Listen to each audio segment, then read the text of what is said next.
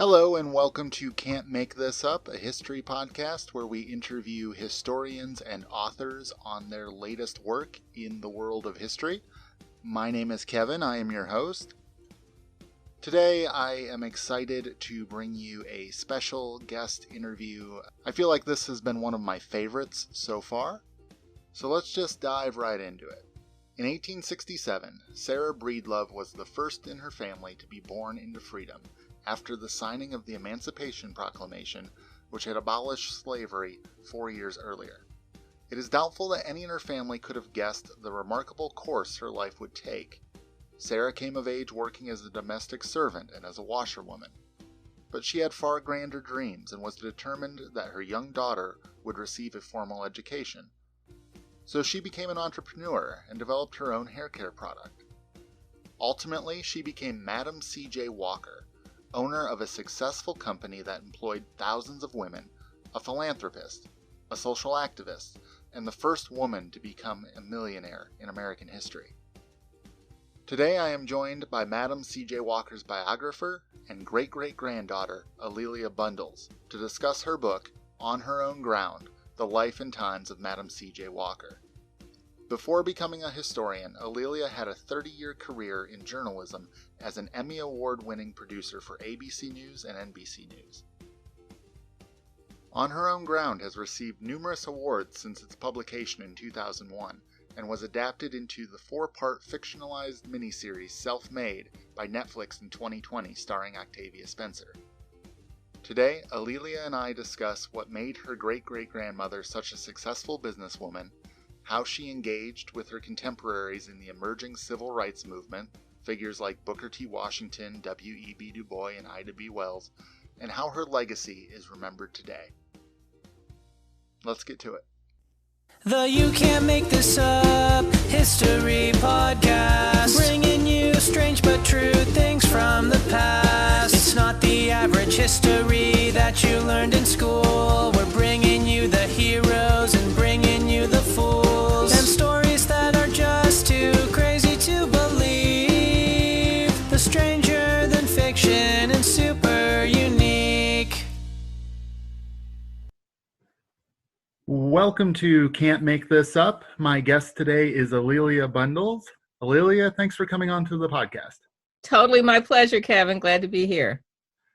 So if you could tell us a little bit about yourself and your background and your connection to a very impressive historical figure.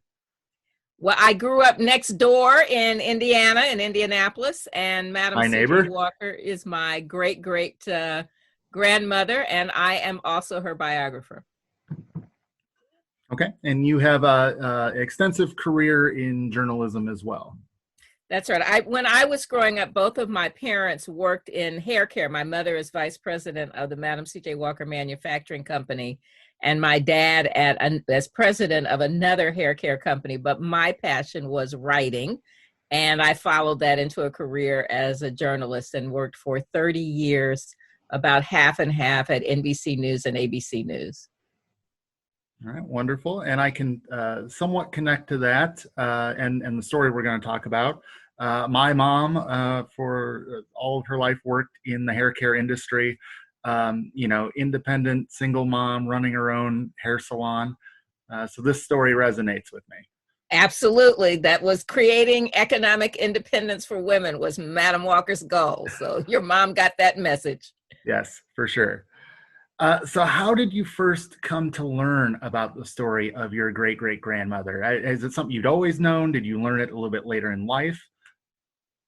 It came in little steps when I was still a toddler, and my mother and I would visit the apartment that had been my grandparents' apartment. My grandmother was no longer living, but while my mother and her father sat in the living room talking, I was in my grandmother's bedroom going through dresser drawers where I discovered things that had belonged to her and to ALelia Walker, Madam Walker's daughter, and to Madam Walker.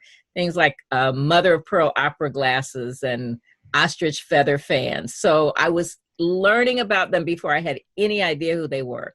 And then my mother went to work every day at the Madam C.J. Walker Manufacturing Company. So sometimes I would go with her to her office and visit the factory where the ladies were still putting the products into the jars by hand. So I was learning bits and pieces about them along the way. All right. And so what made you decide to write a biography about her? And the title of your biography is On Her Own Ground. And people can also find it titled Self-Made as well. But it's the same book. But what made you decide to write this really masterfully done biography? But to tell you the truth, the very last thing I thought when I was growing up was that I would spend now almost every day, all day, writing about Madam Walker and talking about her, because I really wanted to be a journalist and to follow that path.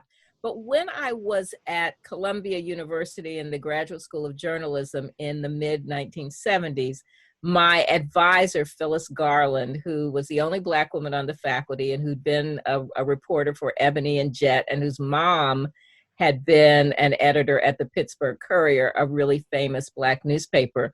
When we sat down to talk about my topics for my graduate paper, I did what I'm sure lots of graduate students do. I gave some really boring topics.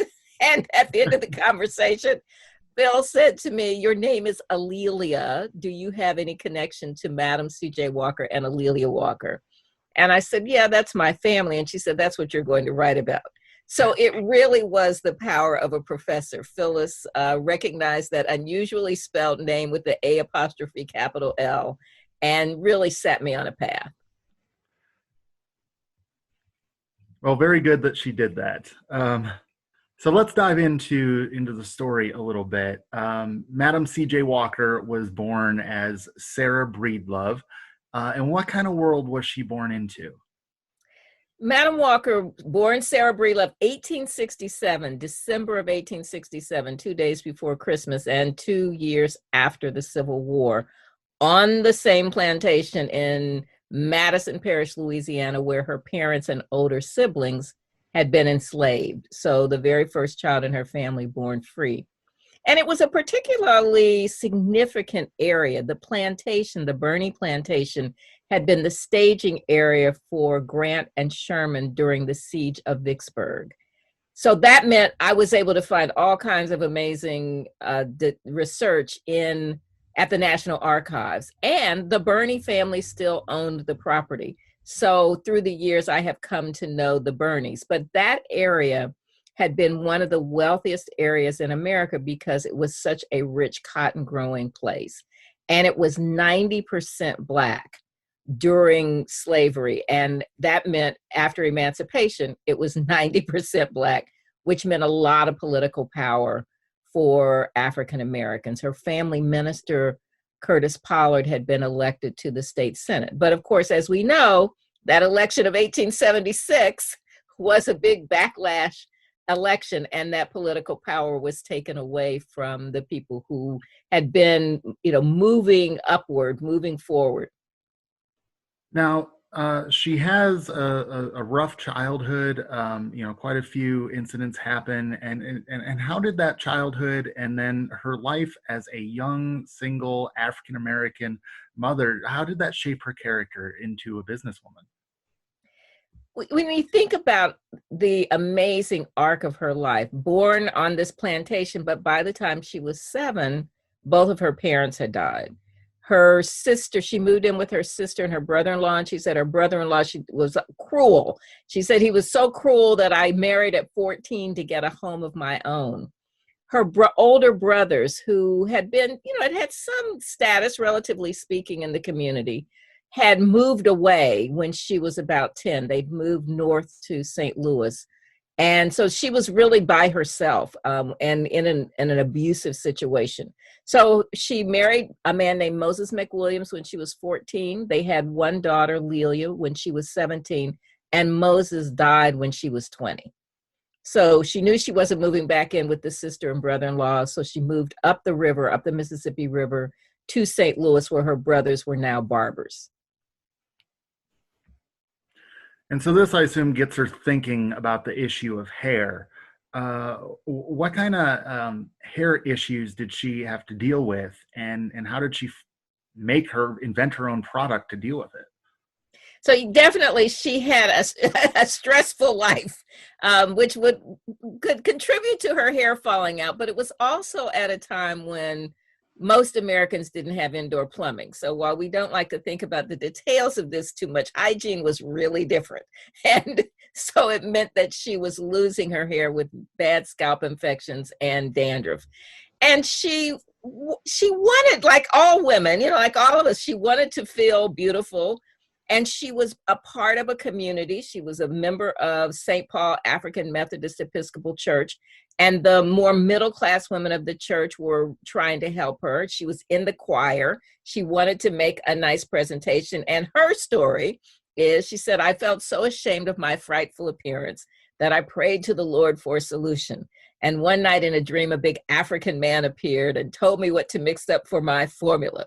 Some of the ingredients came from Africa. I sent for them. I applied them to my scalp, and my hair began to grow back faster than it had ever fallen out. Now, I have to say, I think that's part of the truth. Her contemporaries like Elizabeth Arden and Helena Rubinstein also had these kind of mythical beauty formula stories. That was part of the being a beauty maven. But it's also true that her brothers had been barbers, that she worked for a while for a woman named Annie Malone, who became her big competitor. Their formulas were very similar, but there were also other products already on the market, not focused on Black women and targeted to Black women, but things like Cura, this is a basic formula of an ointment like Vaseline and sulfur as a curative agent. So she did a combination of all of those things she had learned. She moved from St. Louis to Denver in 1905, worked for a while as a cook for the biggest pharmacist west of the Mississippi River. And I think he also helped her kind of tweak her formula. And then her good friend, Charles Joseph Walker, a newspaper sales agent in St. Louis, moved to Denver. They got married. With this new formula, she started marketing it as Madam C.J. Walker's Wonderful Hair Grower. Yeah, because you list some of the ingredients that are in it, and it doesn't sound like just something would know about, something that someone would know about just run of the mill. Right. Well, but it was actually, this formula is really centuries old. It's really, really basic. And, you think it's a time penicillin hasn't really been discovered yet. Aspirin is still relatively new. Medicine is still pretty primitive, but in some of the old medical textbooks, there is this formula of an ointment, a sort of a heavy ointment, and then you put something like sulfur or carbolic acid. Sometimes people would use it. And that once you cleansed the scalp and it was clean, if you applied something that had sulfur in it, that then was acted as a way to lessen the dandruff and heal some of the sores. So it had been around, but commercially available, something like that wasn't widely available or affordable for a lot of people. And so she starts off, this is really a mom and pop enterprise, right? She's making it in her kitchen. Absolutely. How does she grow that up, though, into a national company? Yes, where was the venture capital? Yeah, exactly. It was sweat equity. When she was in Denver, she did a little door-to-door sales, but by and large, she needed a stable place, a room in her house, in her apartment, because you had to demonstrate the product. So this was a way she had to be able to wash people's hair. And so she started out, she took out ads in the newspaper and said, bring your towel, I'm open from 8 a.m. to 8 p.m.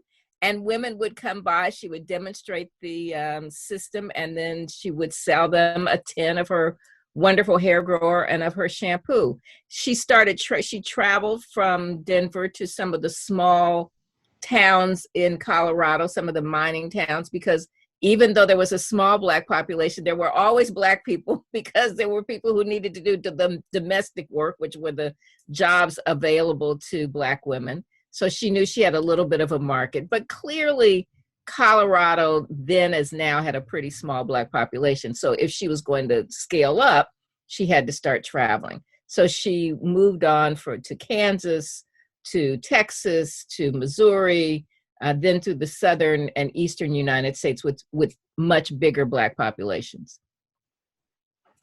And how does she, she's really kind of a marketing genius. How does she really know her audience and know how to sell her product to her audience? I think you're absolutely right. She really was a marketing genius. And that is one of those things you think, if I could only talk to her, how did you know? But I think some of the seeds were planted from observing the women in her church. So St. Paul African Methodist Episcopal Church, the AME Church, has a long tradition of being a more educated congregation. So there were school teachers, there were women who were suffragists who were involved in a national organization called the National Association of Colored Women. There was a women's auxiliary to the Black Knights of Pythia. So she observed these women. They even had conventions in her church, and she could see the power of women organized. And she knew she had benefited from their mentoring. And she took those lessons and applied them as she was starting to train her sales agents. As she traveled around, as she and her husband, C.J. Walker, traveled around, she would, much to my surprise, I've been able to find ads in papers as early as 1906 and 1907, now that so much is digitized, where she'd take out an ad because she was going to a town and she'd say, I'm going to be at this church or this community hall on this date. Please come for a lecture. She'd give a big lecture, and she had seen people give lectures in her church, sometimes with what would be kind of a PowerPoint presentation now, but called a stereopticon, an illustrated lecture. So she had seen that kind of thing, and she'd give a lecture to a big audience. And then after the big lecture, she would invite a smaller group of women, maybe 10 or 12 women, to come to the basement of the church, and she would demonstrate her system. And she would watch who was the woman who asked the best questions, who did the other women gravitate towards, and she would make that person her lead agent. And then she would move on to the next city. So she really did have this sense of showing images, showing pictures, showing success, and then picking leaders. And she just kind of innately understands this, because it's not as if she attended a seminar or went through a training program. No, absolutely. But I do think that there is something really key about these other women in the church, some of whom the National Association of Colored Women was founded in 1896. And it included women like Mary Church Terrell, who had been educated, who'd gone to Oberlin, who traveled in Europe, some who were teachers. And so these were women, surprisingly to most people, who did have a degree of sophistication. And she was not formally educated. She was really very much a self-educated person, but she took lessons from them. And she could see, in some ways could model herself after what they were doing. And that's part of why she adopts the title Madam. Right. Absolutely. So, this Madam is kind of it's a bit of an affectation. And I think she knew that. She was pushing herself out there. And if you look in old newspapers, you'll see that women who owned boarding houses or who were caterers, businesswomen, they would call themselves Madam. And then I also have to joke because women who had illegal businesses also used that title. Not that kind of Madam. Not that kind of Madam. So she grows this business into a huge enterprise. Just so the audience has a conception of what we're talking about, just how successful did she become? Madam Walker trained thousands of women.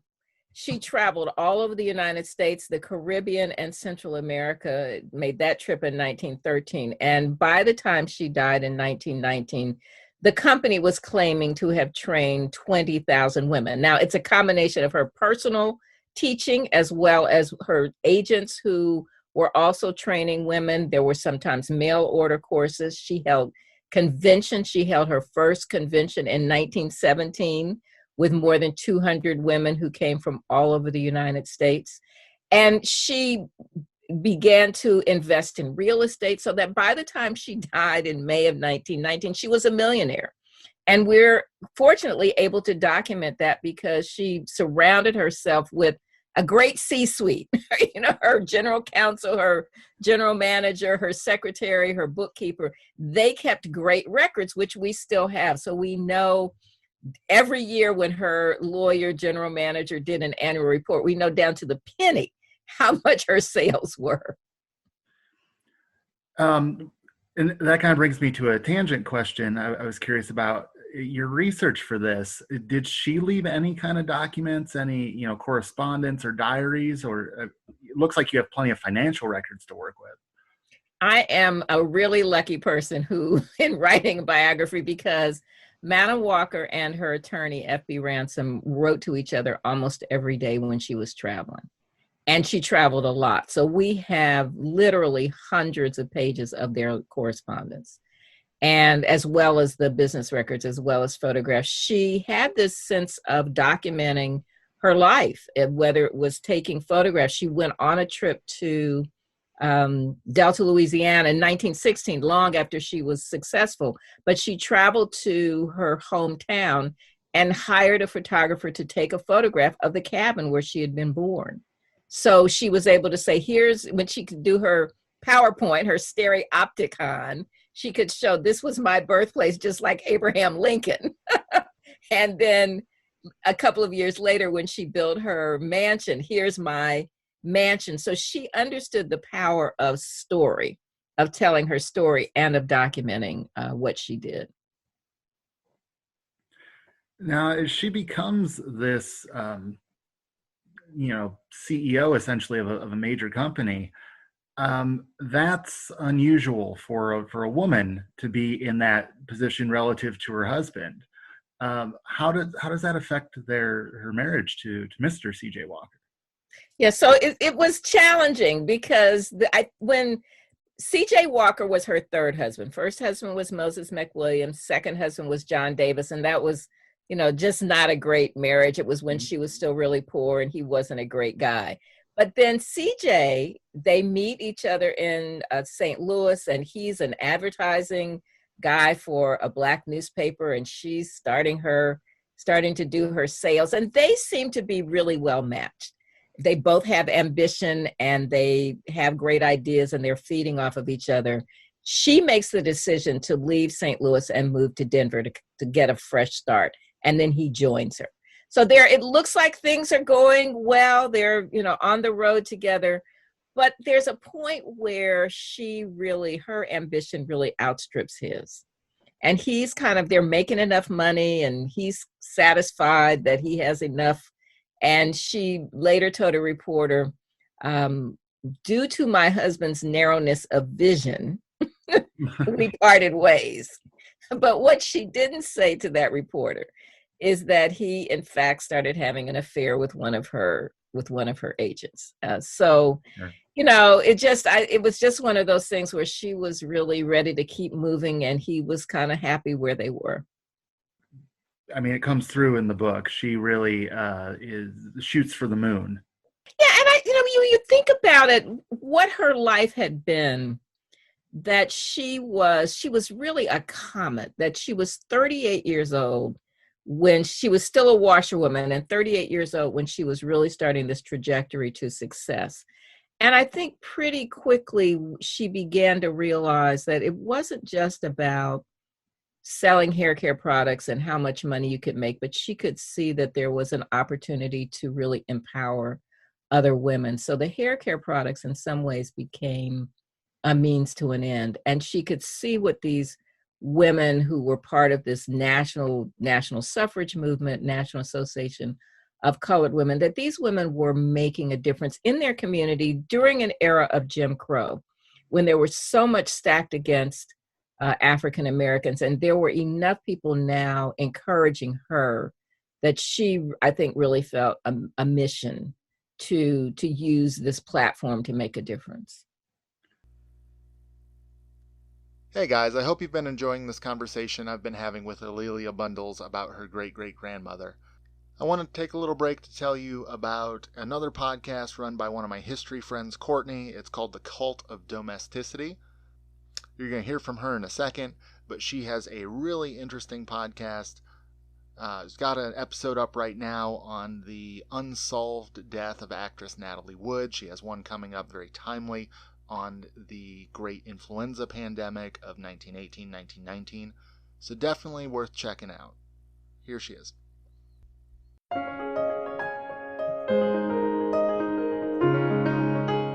Do you love true crime, history, and mysterious happenings? Every week on The Cult of Domesticity, a guest and I discuss a different historical happening, a true crime story, or whatever strikes our fancy.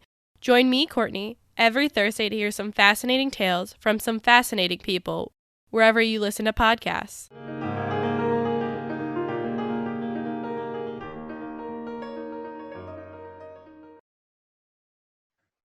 Now, if we could maybe take a step back and situate her in that early 20th century civil rights movement, it's not a necessarily unified movement. There's a couple of different approaches.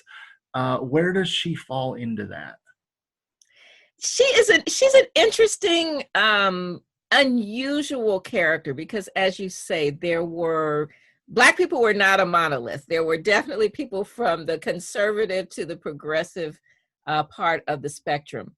And Frederick Douglass died in 1895. He had been the premier African-American leader, the go-to spokesperson. And when he died, right during that same year, Booker T. Washington made a big speech at the Cotton States Exposition. And he was the kind of accommodationist, we need to get along kind of person. And on the other end of the spectrum, almost in a cliche kind of way, but they got pitted against each other, was W.E.B. DuBois, who was the NAACP and much more radical and much more militant. So somewhere along that spectrum, a lot of Black people sort of fell in line. But Booker T. Washington was more powerful, and he wielded a lot of power behind the scenes. And there were people who felt that they had to go along with what Booker T. Washington was saying. Madam Walker, I find very interesting because as a woman, she was outside of their circles, and she was also making money because her customers were women. So she found herself able to interact with all of them, with W.E.B. Du Bois, with A. Philip Randolph, who was considered quite militant, though years later, when we see that by the 1963 March on Washington, he's kind of a moderate. But W.E.B. Du Bois, A. Philip Randolph, Booker T. Washington, Marcus Garvey, the whole spectrum of people, she doesn't owe anything to any of them. And so she can find, what is it about each one of them whose position I may like, or what can I support? I don't have to agree with everything they're doing, but in her mind, if they are doing something for the race, I am going to find common cause. And as she does that, she really kind of discovers her own wealth and her own, it can be used as a platform to kind of address the issues facing Black Americans. How does she do that? She sees that women need to be economically independent. There's nothing for them to fall back on. And so often Black men are denied jobs, especially most people are not well educated. So women are working outside the home. And she knows that being a cosmetologist, being a Walker beauty culturist gives those women some economic independence. So at her first convention in 1917, it is the same summer as the St. Louis Massacre, when a few dozen African Americans are really slaughtered in East St. Louis. And I have to say, it is parallel to this past summer when George Floyd was killed, that the reaction, the national reaction to that, with a big march in New York, the silent protest parade, which she helped organize on the executive committee. There were newspaper articles, there were protests all over the country. A lot was written about it. That when she had this convention in 1917, people were still very much exercised about that incident. So at the convention, she gave prizes to the women, not who had just sold the most products, but who had contributed the most to charity. And at the end of the convention, the women sent a telegram to President Woodrow Wilson, urging him to support legislation to make lynching a federal crime. And after the silent protest parade in New York, where 10,000 Black New Yorkers marched up Fifth Avenue, she and a group of Harlem leaders traveled to Washington, D.C. to present a petition to Woodrow Wilson. So she had moved to New York by now, and she was becoming increasingly militant. This made her attorney quite nervous. He said, there are other people who they don't have as much to lose. You have a big business, you will be circumscribed, he said. But she felt that she owed this to her community and that she wanted to be outspoken.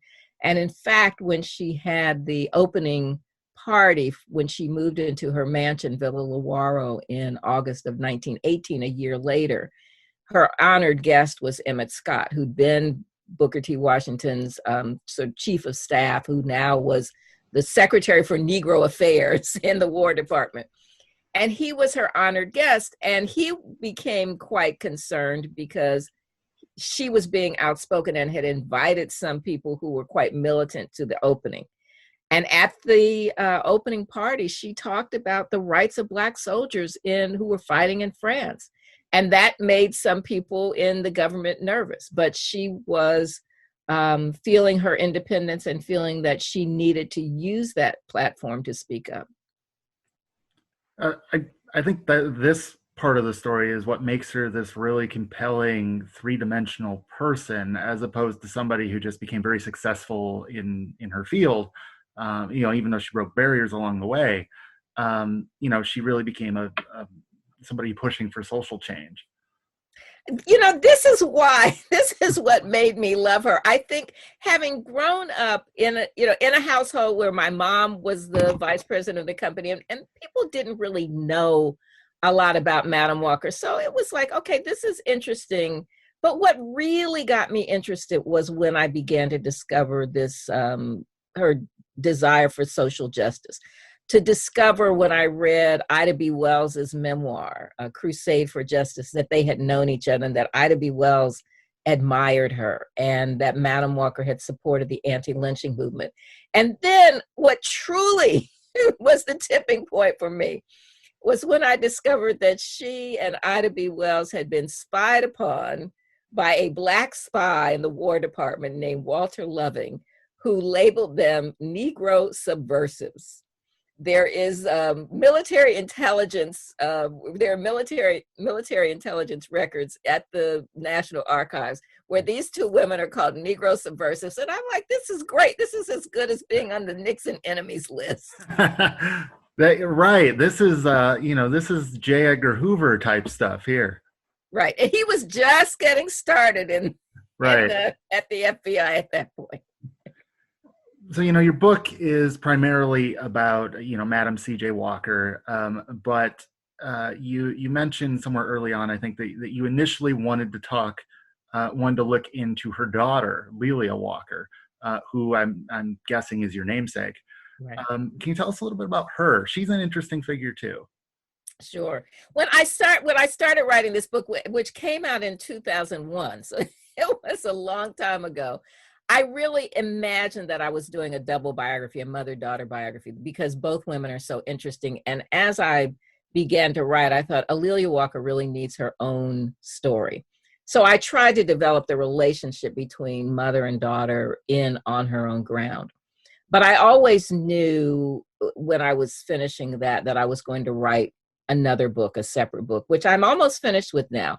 My biography on ALelia Walker, called The Joy Goddess of Harlem, will come out in the fall of 2021.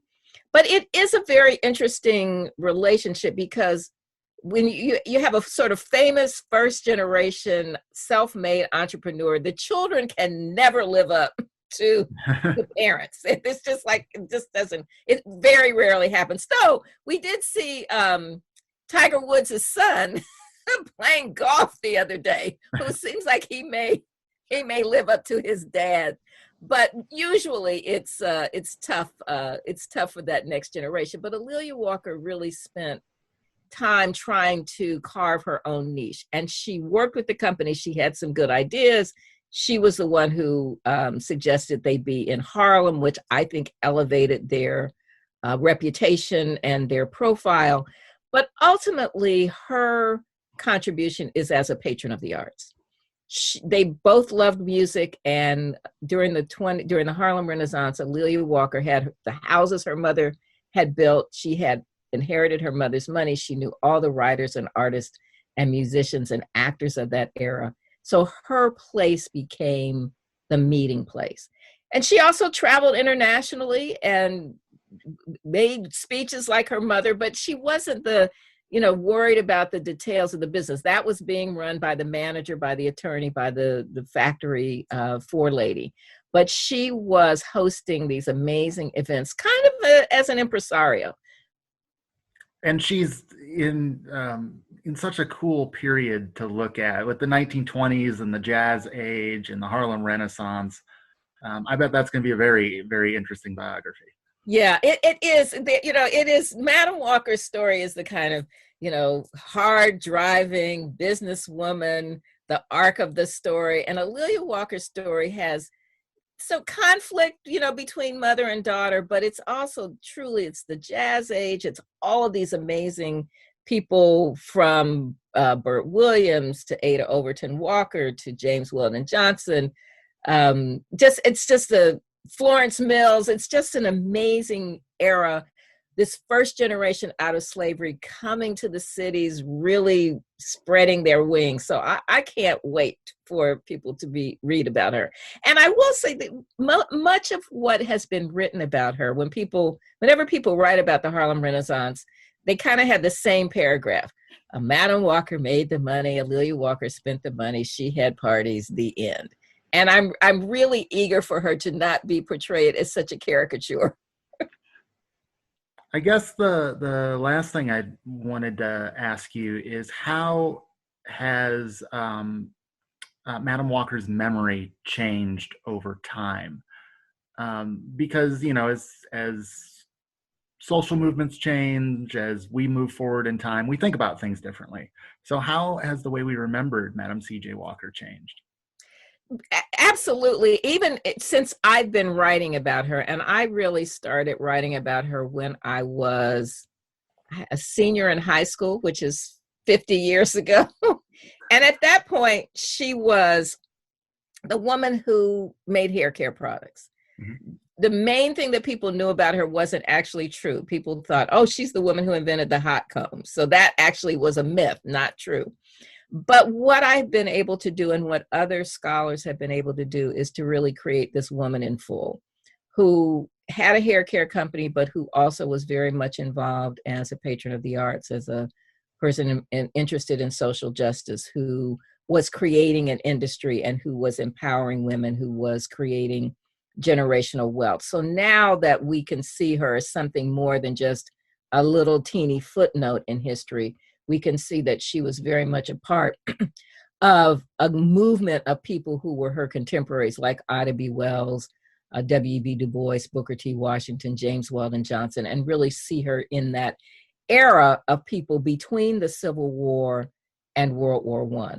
So I'm glad to be able to see that she's getting her due and in a sense, in conversation with all these other people. Now, as you know, there was this Netflix series that was loosely based on my nonfiction, very well-researched book, played marvelously by Octavia Spencer, who very well done. Yeah, when great. Quarantine hit, my wife and I binged the whole thing in 2 nights. Well, I'm glad you were entertained by it.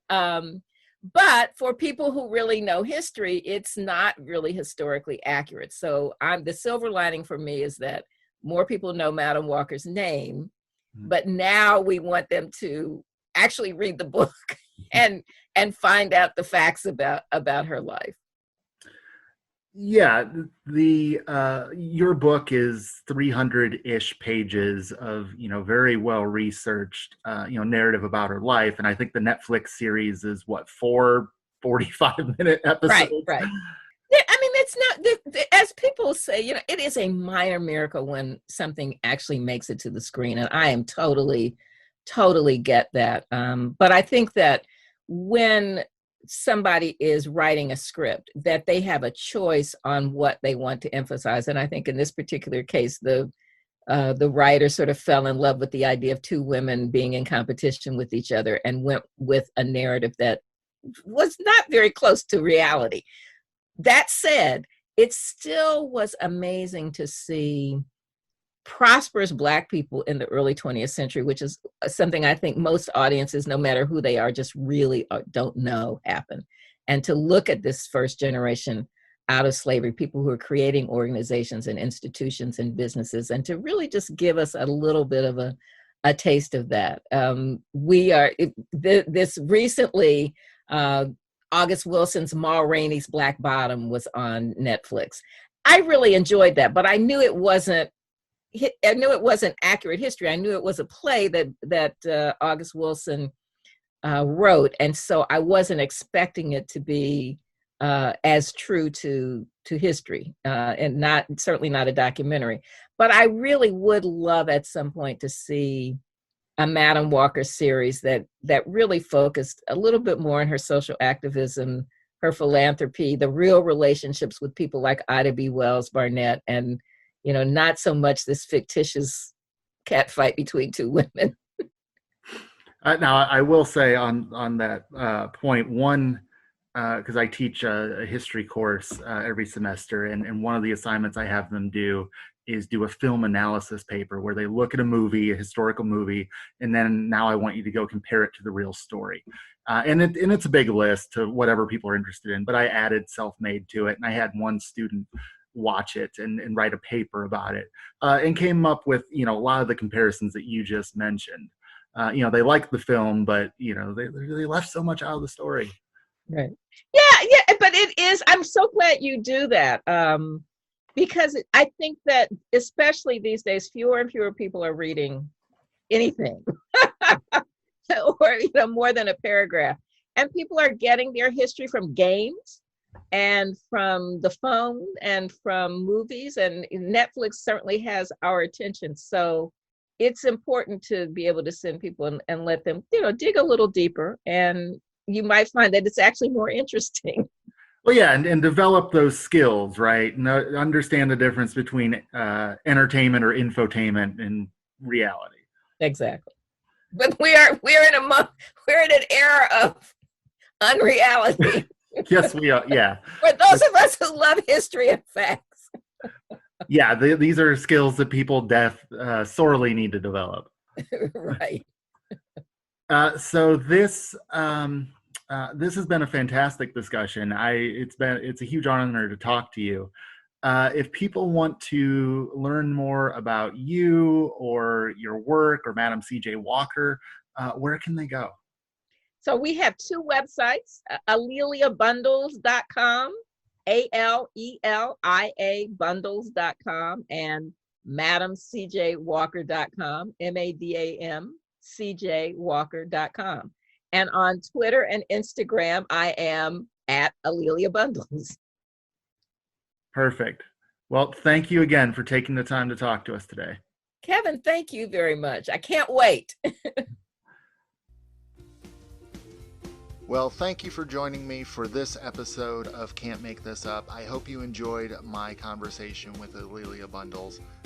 If you are interested in Madam C.J. Walker and you want to check out her book, On Her Own Ground, there is a link for you in the description of this episode in your podcast app. Excellent book. I highly recommend checking it out. If you are new to Can't Make This Up, or you have been listening for a while and you are enjoying the show, consider heading over to wherever you listen, Apple Podcasts, Spotify, whatever. Leave a rating on the show, leave a review. I saw that in the past week, a couple people left 5-star reviews. They didn't leave any comments, but they left 5-star reviews. So if you were one of those people, thank you very much. That means a lot. And if you would like to consider leaving a comment, I would love to give you kudos on the next episode. If you would like to connect with me online on social media, you can find me at Facebook, Twitter, or Instagram at CMTU History. And if you would like to support the podcast and gain access to extra goodies, The show has a Patreon page, patreon.com/CMTU history. All right, that's going to be it for a couple weeks. Probably won't have a new episode until early February, but I'm in the process of talking with a lot of publicists, getting some books shipped to me, and doing a lot of heavy reading. So there's going to be some good stuff ahead for the first part of 2021. See you guys next time.